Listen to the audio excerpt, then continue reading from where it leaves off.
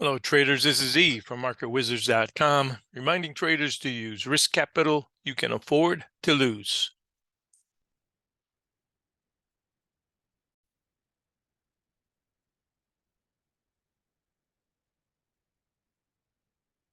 Well, let's take a look at recent activity.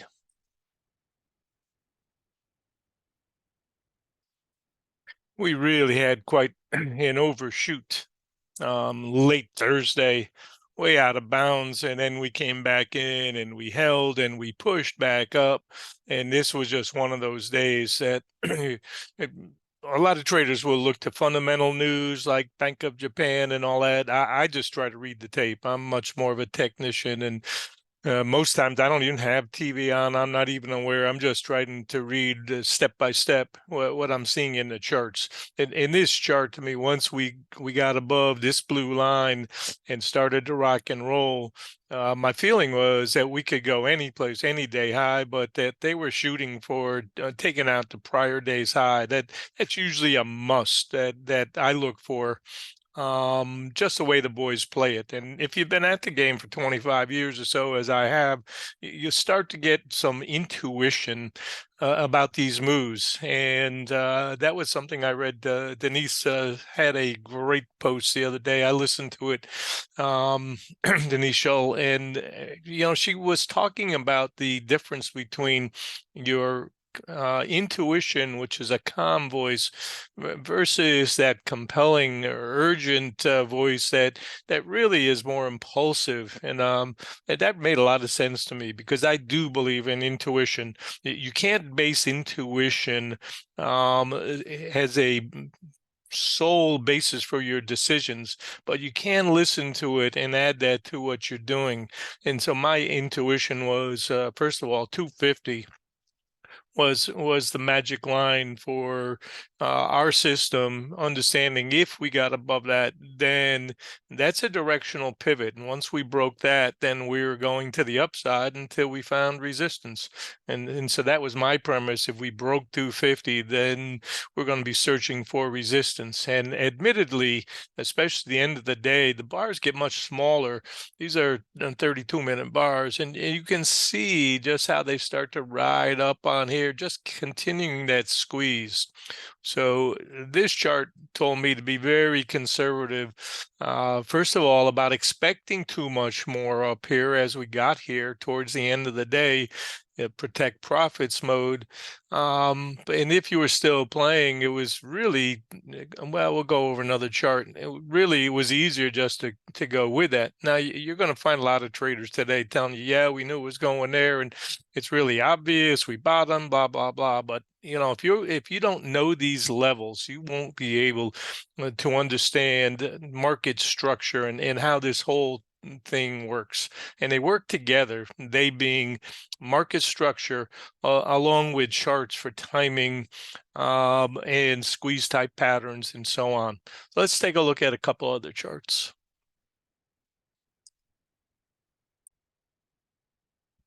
All right, here's a 3-minute RTH chart. We never came close to hitting the gap. Came out shooting. 250 was broken, came up, got up into that 350 plus range, pulled back, but right into the next support line, green line, red line, blue line, magenta. That's the pattern that we try to follow. And all of a sudden we got back up out of this. And here's your first bar. This is your first clue. Okay, that 3-minute bar is either an angel or a demon. And then if we break out, then you're looking on the Orbo trade to continue to go upside. And this thing, once we got ahead of steam going, we had a gap that I had mentioned. We went sideways for quite a while here. And then we break out at lunch, and we just keep squeezing the rest of the day. And everybody who fought this, you need an uncle point where you just say, I'm trying a 5-point stop. I'm trying a 5-point stop. And you get a little bit against the grain here and there. But every time they come right back at you, it tells you you're fighting the rhythm. So as long as we're above this blue line, the market is still going up. And there will be times when you'll make a fast move under it, and that's the time you want to, get yourself out of Dodge and say, okay, let's let it clear and let's see what happens. So this is a 3-minute RTH chart, and the 5-minute also was very fast, and that confirmed it.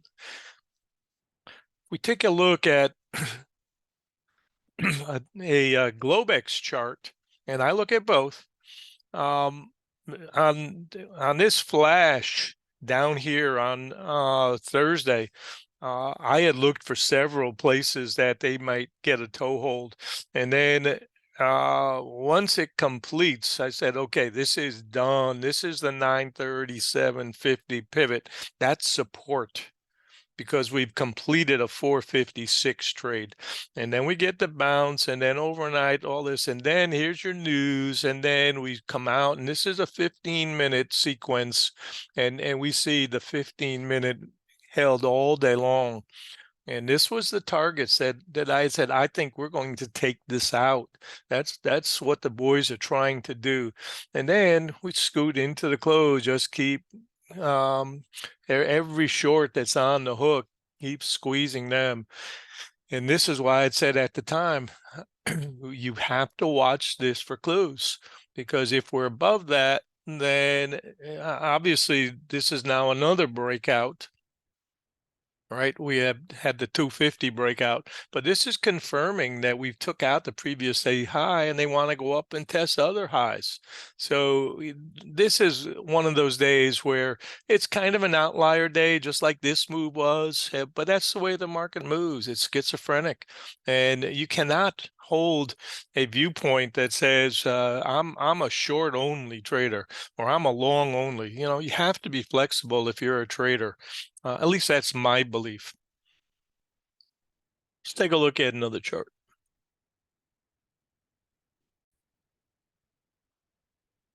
And you go back and look on Twitter where I had made these posts. This was what I was looking at, this 120-minute chart. I also was looking at other time levels, but primarily this chart. And this is somewhat sanitized. There are levels that I was looking at for this to penetrate and stay below, or to get the beach ball trade. And this was the beach ball trade. We rejected this low back here, where it should, because this completed the 456 trade, as we call it. And then once we took out these highs, it was lights out. This was the third time through trade, and then this just kept rocking and rolling and squeezing. And my target says I had posted 593.5, not ruled out, or even the 614, and we even got above that late day. And this is really for gamblers that want to play late day after 3:30, especially on a Friday. So don't assume that when we make these calls that we're getting every inch of this, because we're not. Nobody does. But these are the ideas that we try to play towards and with, and as part of our sequence trading. And this was the level to me that was most important, and that's why I've left that on, to identify that. And I mentioned that several times, that this was a pretty big level for me to determine directionality, and we never could stay below it. And then we got the confirmation at 250, and then it was just up, up, up. So I've seen very, very smart traders who understand the levels. And there was one fellow years ago, I went and watched a webinar, and he was very proficient in the levels. But he didn't understand that system. And he kept fighting and fighting. And this was probably, I don't know, 8 years ago, maybe. He kept fighting it. And I said, the guy doesn't understand. That's a level. It doesn't mean it has to respect it. That level is important, but it's a directional pivot. And to this day, I had like 3 guys that I was trading with at the time, and I said, let's go watch, because this guy's really sharp. And I said to them, look, this guy doesn't even know the system. He's fighting it. He's going the wrong way. And sure enough, and I posted that and I said, this is your support. And this was, miles below where we are now.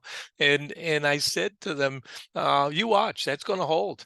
And we have never gone back and tested that pivot. Never. So this is not just about levels, and they have to respect it. It's about interpreting. So trading is not about a vacuum. We don't trade in a vacuum. Not only do you need the levels, but you need the timing charts, like I've showed you, and you need the psychology part too to understand what the boys are trying to do.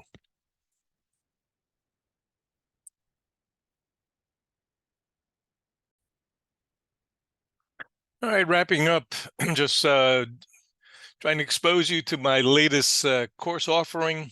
For those of you who are leaving right now because you would never spend a dime on anything on your education, rather take 20 years to learn it. Thanks for listening. For those of you who are sticking through this for another 30 seconds or so, just wanted to point out that we do have a new product. I've never taught this before. And in my opinion, this is the most valuable thing that I can offer because it's the foundational market structure of markets. And once you understand how this fits with all those other charts you're looking at, you'll never look at the markets the same way. So you can either learn from the hindsight traders who will tell you after the fact the things that I've showed you today, or you can learn from someone who's actually no pedigree. I mean, I haven't, worked for a hedge fund or any of these things, or been on the floor like some of these guys who will convince you that they know everything. But I don't. I'm self-taught, and I spent a lot of money on my education. My library. I've got to have 100 books just on trading, and I've read them all. And it takes time to gather this information. And the most important thing is to throw out the things that don't work and find the things that do. And so you can read about this on your own if you care to.